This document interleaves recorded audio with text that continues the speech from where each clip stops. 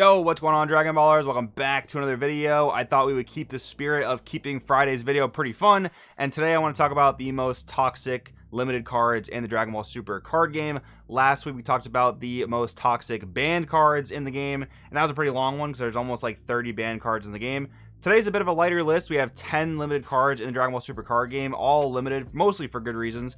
And besides that, I was thinking about doing the errated cards with limited cards because there is a smaller number of limited cards, but a lot of the cards are errated for language purposes. So maybe if I do an errata tier list video, I'll kind of weed out the ones that were errated for language purposes. But today we will talk about the most toxic limited cards. If you guys are new here, make sure to subscribe, hit that bell so you never miss a video. And if you guys want to help support the channel, many ways to do so down in the description. I do actually have a new Patreon article up today if you guys are looking to get ready for some of the competitive events coming up in the near future.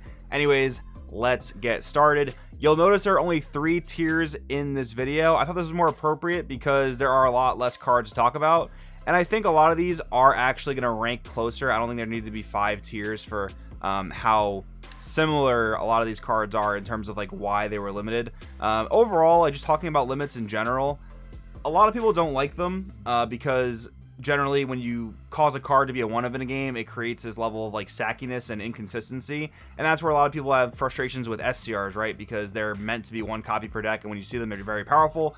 And limited cards work oftentimes in the same way, but there are actually a lot of limits that I do agree with. Some cards I even think could have been semi-limited, maybe to 2 copies per deck. But anyways, starting off with Cold Bloodlust, one of the very first cards to get limited in the Dragon Ball Super card game. This one is very interesting because I think I'm going to slot an S tier, but here's the thing with Cold Bloodlust.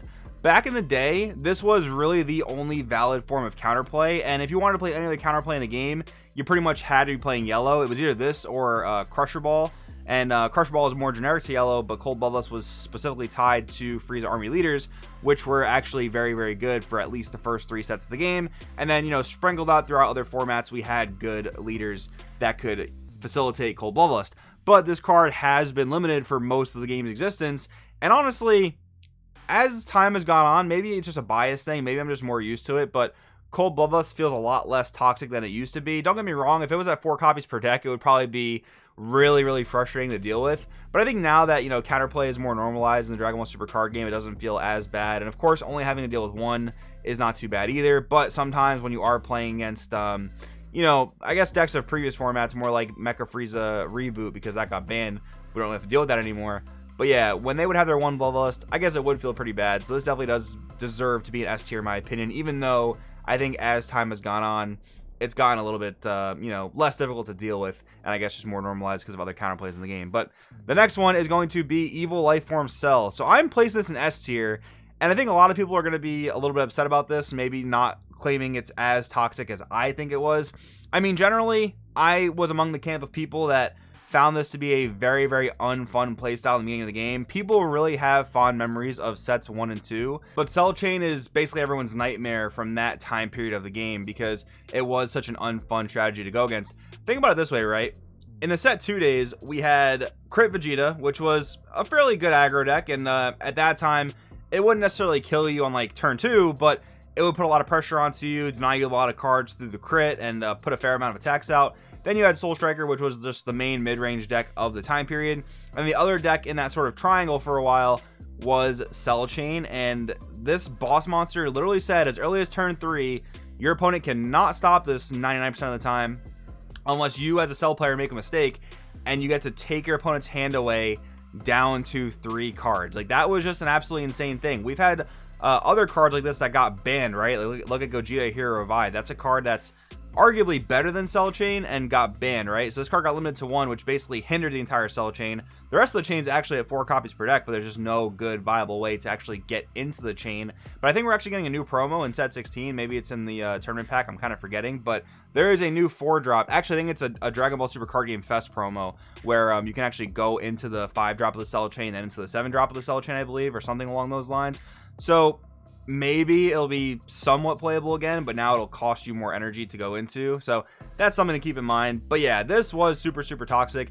If you didn't know how to play around this back then, you just got severely punished. And it was a very, very big barrier to entry for new players, because if you ever played a Cell Chain player, you would just get smashed and not have any clue what to do about it unless someone kind of like taught you the ropes, taught you the ways to do it, right? Soul Striker, for example, you wanted to stall your Awaken until they were forced to drop their Cell Chain. This way you could draw your cards back up. Otherwise, if they attacked you with their 5-drop, you could be teching Mafuba, which could all stop their chain altogether, so that could be pretty solid as well. But if you didn't know those types of things, you were going to be in for a really, really rough time. Anyways, next up we have Trunks Elite Descendants. This card was limited to 1 as one of the many, many hits to the Vegex archetype. And I'm actually going to put this in A tier. I don't think it's as toxic as some other people might think. So here's the thing with the card, right? It's an Overwhelm 3, turn 1 play that would play a Vegeta from your deck that would mill 5 cards. So not only was your leader milling 5 cards per turn, but then this Vegeta would mill another 5 cards. So you'd be generating just so much value out of your drop area, which was very, very broken. But I think this card was only really enabled because Vegex itself was so broken. Like, look at it this way, guys. This deck had to be hit, what was it, 5 different times on various different ban lists just to reach some semblance of balance. So, but if you took this card and played it with just about any other black leader, I think it'd be pretty much fine. Yes, milling 5 cards would still be pretty strong in just about any black deck, but again, I think Vegex is really what made this card more broken than it actually was on its own. Anyways, next up we have Bergamo Ferocious Roar. So this card actually, this might slot in front of Cold Bloodlust in S tier. Like, the fact that this card was ever at 4 copies per deck is kind of mind-boggling, honestly. This card just does so much for 2 energy, and coupled with Power of a Super Saiyan, which is now also limited, I mean, even with the 1 copy, this was just one of the most fearful things you had to play around when playing against yellow. Like, this card, again, the fact that it was ever at 4 copies and does what it does is absolutely incredibly insane. I just don't even know what else to say about it, to be honest.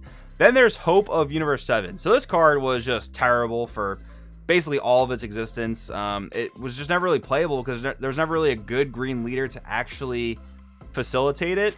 But then we got, I believe it was a Battle Evolution booster that came out with some new swap support, and it just helped this card work really, really well in Cell Surge because that's a green yellow leader and a lot of the new support was yellow. So it kind of just like matched up too well, and this card was able to facilitate not only Victory Strike in a deck that never had to attack the opponent, but also if you just wanted to go Hope of U7 beatdown, you're swinging 3 times for giant crit damage as well as taking away your opponent's hand in a possibly hand control oriented deck, right? So I want to put it in an A, mostly because, again, it was basically trash for its entire existence, but with this one particular new wave of support, it was pretty severely broken. But anyways, guys, we'll go through the last 5 cards, but real quick, we do have a word from today's video's sponsor. Yo, Dragon Ballers, real quick, I need to let you guys know about 2 events that are coming up soon, being hosted by PPG. All the info will be down in the description, but we have the Dragon Ball Super Card Game Fest from March 26th to the 27th. This is going to be the first ever event where they are trying out the sideboarded best of 1 format. Besides that, it'll just be a celebration of the Dragon Ball Super Card Game, so you're not going to want to miss it. The other one is for organized play through the Pro Play Tour. We have the regional qualifier April 2nd in Kentucky, shots to the Midwest, so you're definitely not going to want to miss that. Shout out to PPG because they run awesome tournaments, but also besides that, this is the thing I've been concerned about in the past, where these tournaments just don't get enough advertisement. So shout out to PPG for doing more and putting in more work to advertise these events. I hope to see you guys there. Let's get back into the video. All right, guys, shout out to PPG. Anyways, let's get back into the tier list. So next up, we have Janemba Bewitching Blow. So this card is going into B tier. Might be the only card in B tier, to be honest. This card was hit kind of like indirectly, because this was the time where Bandai was taking a very, very deep look at free play in the Dragon Ball Super card game and really just eliminating a lot of it. Like, a lot of the cards that were banned when this card was limited, or, you know, we talked about in the other video. But yeah, this card, a lot of people thought it was undeserving, and it probably was. Probably didn't need it to be addressed because it didn't make any offenses itself against any format. But if you guys ever actually played against the aggro variant of Skillless Gohan, this was able to put it in a lot of attacks by turn 2. Like, by turn 2, you're rushing people down to very, very low life totals. Again, not that strategy was broken by any means, but it was very, very fast and aggro, so it does make sense they wanted to limit this card to 1 in that respect.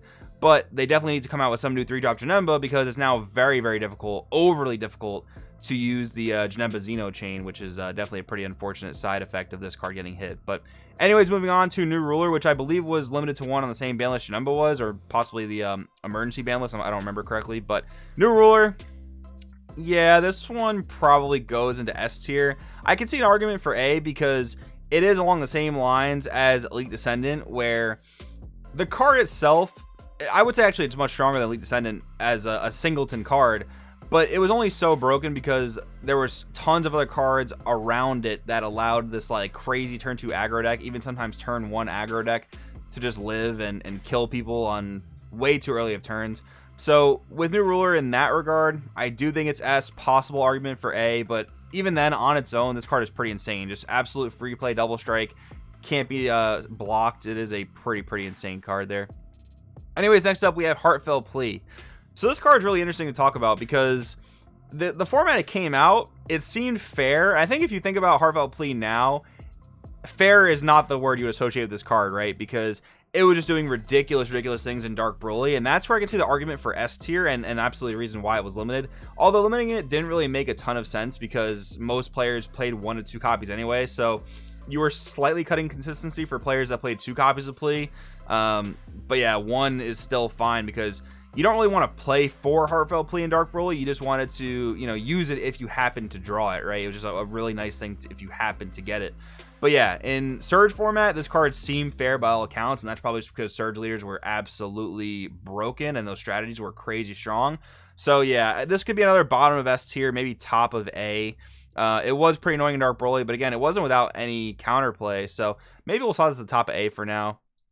But going on Power for Super Saiyan, this card probably belongs in S. Like, this card was just so nice though, because I think generally defensive broken cards don't feel as bad as offensive broken cards, because like you might have infinite defense and like your opponent might not feel like they can play the game, but if you have a powerful broken offensive card that's really hard to interact with, I think that's what generates more of the feels bad moments. Like there were a lot of people talking about, you know, Power Super Saiyan could stick around, Power Super Saiyan should go, so there are definitely different camps of people that wanted different things to happen to this card. But at the same time, this is one of the very few free ways to interact with crazy aggro when the card came out. Nowadays, we have a lot more free ways to do it, especially now that every color has a test in the opposition like card. That is definitely true. And the crazy aggro has been curbed to a pretty large degree. So I think in that scenario, Power Super Saiyan just didn't really need to exist in the format anymore, although I will miss my, you know, free ways to trigger Poutine and different things like that. But yeah, S tier is probably fair for this one. And then finally, I think I'm going to slot Drum into A tier. I don't know. I mean, King Piccolo was insanely strong in the format where it was dominant, but I don't know. This card feels honestly pretty underwhelming at 1, but it was the type of card that felt very strong in high numbers. Like if you could play 3 barrier blockers, sometimes your opponent could feel like they had no opportunity to kill you, but only having access to 1, it does feel fair or even like a little bit underpowered. So maybe this could have been a card that could have been limited to 2. I also think Power for Super Saiyan was possibly a card that could have been limited to 2, but regardless, I think this is what I'm going to go with. Drum in the A tier here. So just doing a quick review of what we talked about. I think S tier, I think this makes a lot of sense. Bergamo for sure, Bloodless for sure. Cell, I absolutely hated it, so yeah, I'm going to go with S tier on this one. This could be a difference of opinion though. New Ruler and Power for Super Saiyan I think makes sense. A tier, yeah, these cards were very powerful in their formats. Most of them were just facilitated by other cards though. It wasn't necessarily them being too broken on their own. And then in the case of Drum, again, like I said, it was a defensive card, so maybe it doesn't generate the same amount of feels bad that some of these offensive cards do. And yeah, I think Janemba is probably the only one that belongs in B tier because it was limited more so as like a proactive type of limit, not so much as like this card is so broken it needs to go type of limit. But anyways, guys, let me know in the comments below what you think about this tier list. What do you think about these limited cards? Thank you so much for watching, and I'll see you guys in the next video.